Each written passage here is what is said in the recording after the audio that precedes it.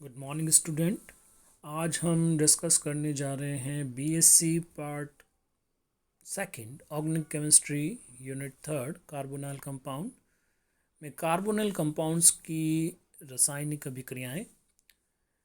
इसमें हमने कार्बोनाइल यौगिकों के निर्माण की विभिन्न विधियां, उनके भौतिक गुणधर्म डिस्कस कर लिए थे और आज हम डिस्कस करने जा रहे हैं कुछ रिएक्शंस और उसके अंदर सबसे पहले हम डिस्कस करेंगे नाभिक स्नेही युगात्मक अभिक्रियाओं की दर को प्रभावित करने वाले कारक, factor affecting nucleophilic substitution nucleophilic addition reaction, which factors that are responsible for reactivity of nucleophilic addition reaction.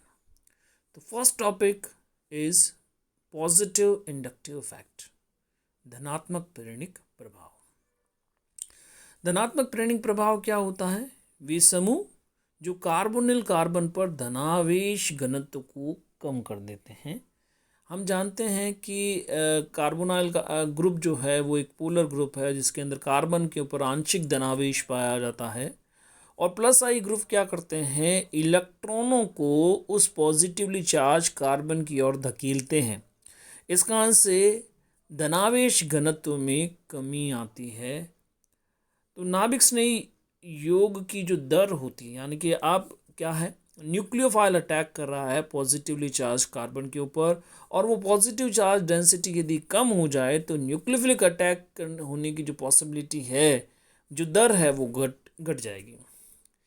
इसकी व्याख्या जो है वो हम इस क्रम के द्वारा कर सकते हैं। जैसे आप देखते हैं कि फॉर्मेल्डिहाइड की जो रिएक्टिविटी होती है that is highest as compare to acetaldehyde and acetone. Acetaldehyde के अंदर एक मिथाइल ग्रुप प्रेजेंट है जो कार्बोनिल कार्बन के धनावेश घनत्व को घटा रहा है। उसी तरह यदि आप देखेंगे कि कीटोनिक कार्बन के अंदर भी, कीटोन के अंदर भी दो मिथाइल ग्रुप जो हैं वो कार्बन के धनावेश घनत्व में कमी कर रहे हैं। इस कारण से रिएक्टिविटी में कमी आ रही है। दूसरा है माइनस आई प्रभाव, ऋणात्मक प्रेरणिक प्रभाव, नेगेटिव इंडक्टिव इफेक्ट।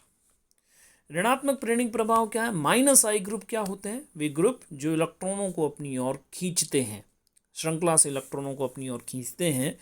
ये ग्रुप क्या करेंगे, जब कार्बोनिल कार्बन से जुड़े होंगे तो कार्बोनिल कार्बन के धनावेश घनत्व में वृद्धि करेंगे और धनावेश घनत्व में वृद्धि करने के कारण ये कार्बोनिल यौगिकों की रिएक्टिविटी को, नाभिक स्नेही युगात्मक अभिक्रियाओं की दर को, न्यूक्लियोफिलिक एडिशन रिएक्शन की रेट को ये इंक्रीज कर देंगे।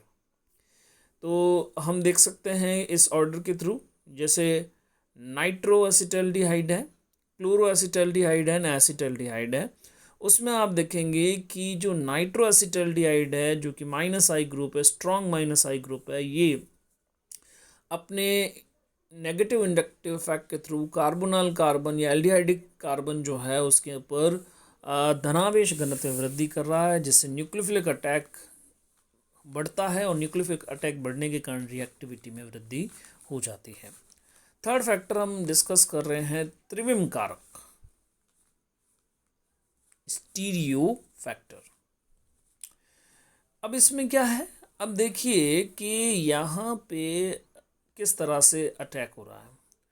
आप देखिए एसिटल्डिहाइड, फॉर्मेल्डिहाइड की रिएक्टिविटी ज़्यादा है देन एसिटल्डिहाइड, फर्दर एसीटोन की रिएक्टिविटी घट रही है और आप जैसे जैसे बड़ा ग्रुप, बड़ा सब्स्टिट्यूएंट लेके आ रहे हैं, जैसे डाईएथिल, दोनों तरफ एथिल ग्रुप लगे हुए हैं, एसीटोन के अंदर दोनों तरफ मैथिल ग्रुप लगे हुए हैं, एसिटल्डिहाइड के अंदर केवल एक मैथिल ग्रुप है और फॉर्मेल्डिहाइड के अंदर दोनों तरफ हाइड्रोजन लगे हुए हैं। तो आप देखेंगे कि रिएक्टिविटी जो है वो एल्किल ग्रुप के साइज में वृद्धि के साथ या एल्किल समूह की संख्या में वृद्धि के साथ क्या हो रही है, रिएक्टिविटी में कमी आ रही है। तो रिएक्टिविटी में ये कमी जो है उसे हम न्यूक्लियोफिलिक एडिशन रिएक्शन की जो मैकेनिज्म है उसके थ्रू एक्सप्लेन कर सकते हैं। अब इस अभिक्रिया में यदि अपन देखें कि कार्बोनाइल ग्रुप जो है, जो कि कार्बोनाइल कार्बन जो कि sp2 हाइब्रिड कार्बन है और समतल त्रिकोणीय ज्यामिति है, उसके ऊपर यदि आप देखें तो न्यूक्लियोफिलिक अटैक ऊपर या नीचे से होता है, बड़े अल्काइल ग्रुप उस पर बहुत ज़्यादा इन्फ्लुएंस नहीं डालते, लेकिन आप इसकी मैकेनिज्म के अंदर जब जाते हैं तो देखेंगे कि यहाँ पे जो ट्रांजिशन स्टेट बनती है उसके अंदर कार्बन sp2 हाइब्रिड स्टेट में नहीं होकर कौन सी संकृत अवस्था में होता है, sp3 संकृत अवस्था में होता है। और sp3 संकृत अवस्था में बॉन्ड एंगल जो है वो 120 डिग्री से घटकर कितना हो जाता है, 109 डिग्री 0.5 डिग्री का हो जाता है। तो इस कारण से बड़े अल्काइल ग्रुप होंगे तो उस कंडीशन के अंदर वो नज़दीक आएंगे तो त्रिविन्यासी बाधा उत्पन्न होगी, स्टेरिक हिंड्रेंस डेवलप होगा और स्टेरिक हिंड्रेंस के कारण स्टेबिलिटी घटेगी, यानी कि ट्रांजिशन स्टेट की एनर्जी जो है वो बहुत ज़्यादा हाई हो जाएगी और बहुत ज़्यादा प्रतिबाधा, अपन कहें कि बड़ा एनर्जी बैरियर आपको देखने को मिलेगा रिएक्शन के दौरान। आप जानते हैं कि रिएक्टेंट सीधे प्रोडक्ट के अंदर कन्वर्ट नहीं होता, पहले ट्रांजिशन स्टेट बनती है और ये एक हाईएस्ट एनर्जी के स्टेट जिसे सक्रिय संकर या एक्टिवेटेड कॉम्प्लेक्स या ट्रांजिशन स्टेट के नाम से जानते हैं, वो ट्रांजिशन स्टेट ऊर्जा अवरोध उत्पन्न करती है। तो यहाँ पे एक उच्च ऊर्जा की ट्रांजिशन स्टेट का बनना उसकी रिएक्टिविटी जो है उसको वो घटा देता है। तो अपन देखते हैं कि रिएक्टिविटी जो है वो आप जैसे जैसे अल्काइल ग्रुप का आकार बढ़ता है उसके जो इंटरमीडिएट है या जो ट्रांजिशन स्टेट है उसकी प्रतिबाधा जो है उसके अंदर स्टेरिक हिंड्रेंस बहुत ज़्यादा हो जाता है, त्रिविम बाधा जो है वो बहुत ज़्यादा हो जाती है, इस कारण से रिएक्टिविटी जो है वो डिक्रीज़ होती है। तो नेक्स्ट टॉपिक हम डिस्कस करते हैं अनुनाद। अनुनाद किस तरह से रिएक्टिविटी को इन्फ्लुएंस कर रहा है। तो आप देखें एसिटोफिनोन की अभिक्रियाशीलता एसिटोएल्डिहाइड से कम होती है जबकि फेनिल समूह -I प्रभाव दर्शाता है। जैसे ये एसिटल्डिहाइड है, ये एसिटोफिनॉन है और आप देख रहे हैं कि एसिटल्डिहाइड के अंदर मिथाइल ग्रुप है जो कि +I ग्रुप इफेक्ट दर्शाता है, रिएक्टिविटी को कम करता है। और एसिटोफिनॉन के अंदर फिनाइल ग्रुप प्रेजेंट है जो -I ग्रुप है जो कि रिएक्टिविटी को बढ़ाता है, फिर भी एसिटल्डिहाइड की रिएक्टिविटी ज़्यादा है। और आप देखेंगे कि एसिटोफिनॉन की रिएक्टिविटी न्यूक्लियोफिलिक एडिशन रिएक्शन के टुवर्ड्स कम है। तो इसकी व्याख्या किस तरह से की जा सकती है, इसको एक्सप्लेन करने के लिए हम देखते हैं इसका रिएक्टिविटी को देखें तो उसके अंदर अपन देखते हैं कि अनुनाद किस तरह का यहाँ पर है। तो यहाँ पे रेजोनेटिंग स्ट्रक्चर्स जो है वो शो कर रखे हैं हमने कि यहाँ पे जिस तरह से बॉन्ड शिफ्टिंग होती है, बेंजीन रिंग के ऊपर पॉजिटिव चार्ज आता है और अनुनाद के कारण कार्बन पर धनावेश घनत्व में कमी आती है। आप देखिए क्योंकि शिफ्टिंग जो है वो किस तरफ हो रही है, कार्बोनिल कार्बन के कारण की तरफ हो रही है रेजोनेंस के कारण, जिससे कार्बोनिल कार्बन के धनावेश घनत्व में कमी आती है, नाभिक स्नेही योगात्मक अभिक्रिया की क्रियाशीलता घटती है। तो रेजोनेंस के थ्रू जो है रिएक्टिविटी में कमी आती है। हालांकि फाइनल ग्रुप -I ग्रुप है, इंडक्टिव इफेक्ट रिएक्टिविटी को बढ़ा रहा है, लेकिन यहाँ पे रेजोनेंस के थ्रू रिएक्टिविटी घट रही है, रेजोनेंस इफेक्ट डोमिनेंट है, इस कारण से रिएक्टिविटी में नेट कमी आपको देखने को मिलती है। तो ये जो है इस अभिक्रिया के अंदर अभिक्रियाशीलता जो है उसकी रिएक्टिविटी रेट जो है उसको हम आसानी से एक्सप्लेन कर सकते हैं। अब हम डिस्कस करते हैं कार्बोनाइल कार्बन में अल्फा हाइड्रोजन की अम्लीय प्रकृति, acidic nature of alpha hydrogen in carbonyl compounds. तो आप देखते हैं कि कार्बोनिल समूह से जुड़े कार्बन पर उपस्थित हाइड्रोजन अल्फा हाइड्रोजन कहलाएंगे। ये हाइड्रोजन अम्लीय प्रकृति के होते हैं, जिसकी व्याख्या हम करने के लिए हम कुछ टॉपिक डिस्कस करते हैं, जैसे कि कार्बोनिल समूह में उपस्थित ऑक्सीजन की उच्च विद्युत ऋणता, और इस उच्च विद्युत ऋणता के कारण ये श्रृंखला के इलेक्ट्रॉनों को कार्बोनाइल कार्बन की ऑक्सीजन अपनी ओर खींचती है, जिससे अल्फा हाइड्रोजनों को आसानी से प्रोटॉन के रूप में निष्कासित किया जा सकता है। प्रोटॉन के रूप में उनको निष्कासित किया जा सकता है, इस कारण से वो अम्लीय प्रवृत्ति दर्शाते हैं। यहाँ अपन कहें कि CO ग्रुप जो है उसका -I प्रभाव जो है वो अल्फा हाइड्रोजन की एसिडिक नेचर को इंक्रीज करता है।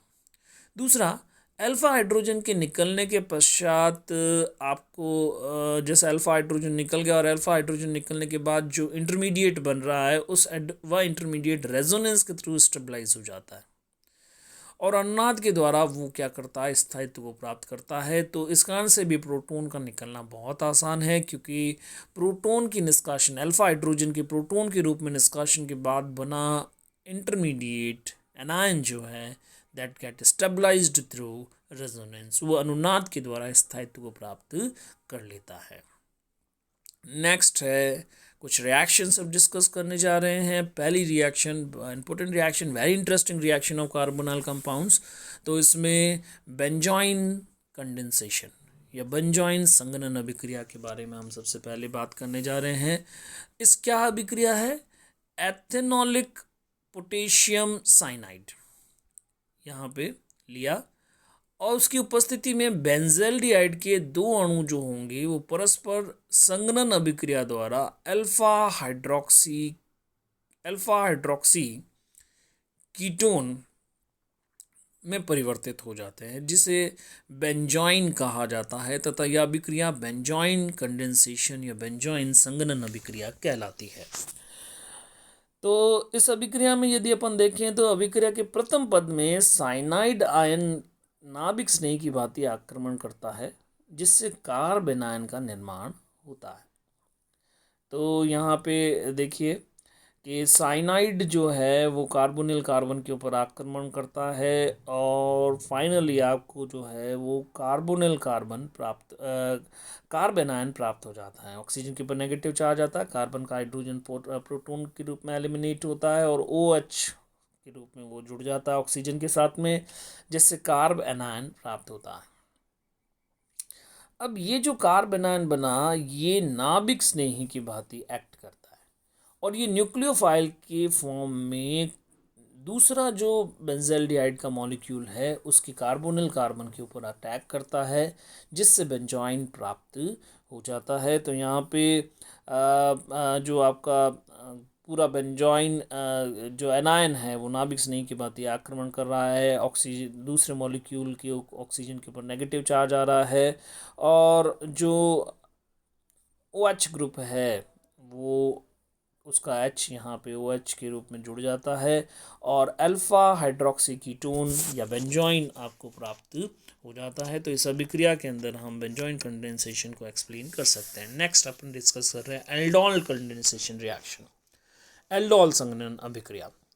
अल्फा हाइड्रोजन युक्त कार्बोनिल यौगिक ही यह अभिक्रिया दर्शाते हैं और अल्फा हाइड्रोजन युक्त कार्बोनिल यौगिकों को जब सोडियम हाइड्रोक्साइड या बेरियम हाइड्रोक्साइड या सोडियम कार्बोनेट जैसे क्षार की उपस्थिति में गर्म किया जाता है तो कंडेंसेशन रिएक्शन के थ्रू हाइड्रोक्सी एल्डिहाइड, हाइड्रोक्सी यहाँ पर कहें बीटा हाइड्रोक्सी एल्डिहाइड अथवा बीटा हाइड्रोक्सी कीटोन जिन्हें एल्डोल कहा जाता है वो प्राप्त होते हैं और ये अभिक्रिया एल्डोल कंडेंसेशन रिएक्शन कहलाती है।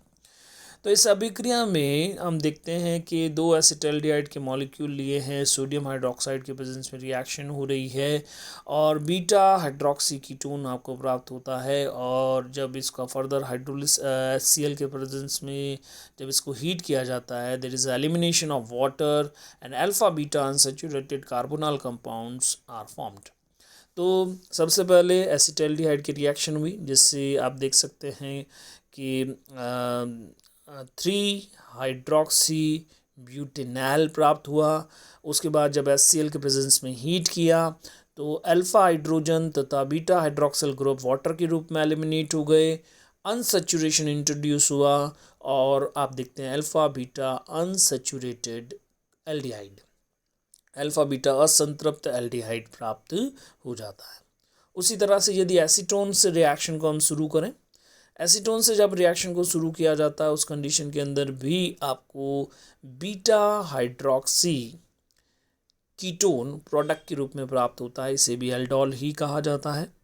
और जब एल्डोल को गर्म किया जाता है तो इसमें वाटर का एलिमिनेशन होता है, वाटर के मॉलिक्यूल के एलिमिनेशन के साथ में आपको अल्फा बीटा अनसैचुरेटेड कार्बोनाल का यौगिक प्राप्त होते हैं। जैसे कि आप देखते हैं कि एसिटल्डिहाइड से प्राप्त जो एल्डोल है उसको जब HCl के प्रेजेंस में रिएक्ट किया जाता है तो अल्फा बीटा अनसैचुरेटेड एल्डिहाइड जिसे क्रोटन एल्डिहाइड कहा जाता है प्राप्त होता है। इसी तरह से यदि कीटोन से प्राप्त एल्डोल को जब HCl के प्रेजेंस में गर्म किया जाता है, वाटर का मॉलिक्यूल एलिमिनेट होता है और आपको अल्फ़ा बीटा अनसैचुरेटेड कीटोन जिसे एसीटल ऑक्साइड कहा जाता है वो प्राप्त हो जाता है। तो इस तरह से आप देखते हैं कि रिएक्टिविटी एल्डोल कंडेंसेशन रिएक्शन क्या है।